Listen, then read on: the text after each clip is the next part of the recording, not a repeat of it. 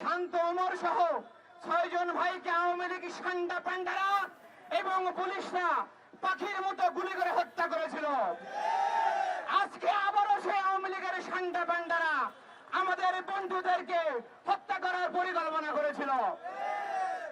আমরা স্পষ্ট করে বলে দিতে চাই, বর্তমান সরকারকে আপনারা জুলাই রক্তের উপর দিয়ে এখানে বসেছেন। শত শত যুবকেরা তার তাজা রক্ত ঢেলে দিয়ে আপনাদের জন্য চেয়ারকে মসৃণ করে দিয়েছে, কিন্তু আপনারা শহীদদের রক্তের সম্মান দিতে ব্যর্থ হয়েছেন। শুধু তাই নয়, আমরা দেখেছি আপনারা ইনভেস্টমেন্ট সামিট বোঝেন, আপনারা সুইজারল্যান্ডের সফর বোঝেন, সুইডেন সফর বোঝেন, মানবিক করিডোর বোঝেন, কিন্তু আওয়ামী লীগের বিচারকে আপনারা বোঝেন না, আওয়ামী লীগকে গ্রেপ্তারকে আপনারা বোঝেন না। আপনাদেরকে উত্তর দিতে হবে, আপনারা কবে এই সচিবালয় থেকে আওয়ামী লীগের দালালকে উৎখাত করবেন? আপনারা কবে এই পুলিশ লীগ এবং গোয়েন্দা বাহিনী যারা জুলাই গণহত্যায় জড়িত ছিল তাদের আপনারা কবে বিচারের মুখোমুখি করবেন? আমরা সেটা আজকে জানতে চাই। আপনাদের যে কচ্ছপের গতি, এই কচ্ছপ গতি দিয়ে শহীদদের এবং পঙ্গুত্ব বরণকারী গাজীদের স্বপ্নের আপনারা করতে পারবেন না, তা জনগণ ইতিমধ্যেই বুঝে গেছে। আমরা বলতে চাই, আপনারা বিপ্লবী হয়ে উঠুন, আপনারা বিপ্লবী হয়ে উঠুন।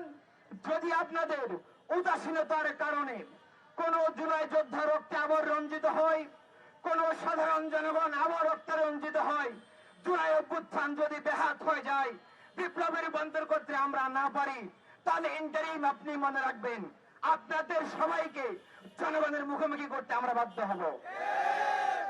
আমরা বলতে চাই, আপনারা যারা সরকারে বসে আছেন, স্পষ্ট করে আপনারা শুনে রাখুন, আপনারা যদি দ্রুত সময়ের মধ্যে গোপালগঞ্জের ঘটনায় এই বর্বর সন্ত্রাসীদেরকে দ্রুত সময়ের মধ্যে গ্রেফতার না করেন, তাহলে আমরা তীব্র আন্দোলন করে চলতে বাধ্য হব। দ্রুত সময়ের মধ্যে গোপালগঞ্জে গিয়ে যদি আপনারা উচিত শিক্ষা দিতে না পারেন, তাহলে কিন্তু জনগণ আপনাদেরকে উচিত শিক্ষা দিতে বাধ্য হবে। সংগ্রামী উপস্থিতি, ইসলামী ছাত্র শিবিরের পক্ষ থেকে আমরা এই ঘটনার তীব্র নিন্দা এবং প্রতিবাদ জানাচ্ছি এবং আরো আহ্বান করছি, কম সময়ের মধ্যে সবাইকে গ্রেফতার করে জনগণকে বুঝিয়ে দিন যে আপনারা শহীদের রক্তকে সম্মান দিতে জানেন, জনগণের ভাষাকে আপনারা বোঝেন, তরুণদেরকে আপনারা গুরুত্ব প্রদান করেন।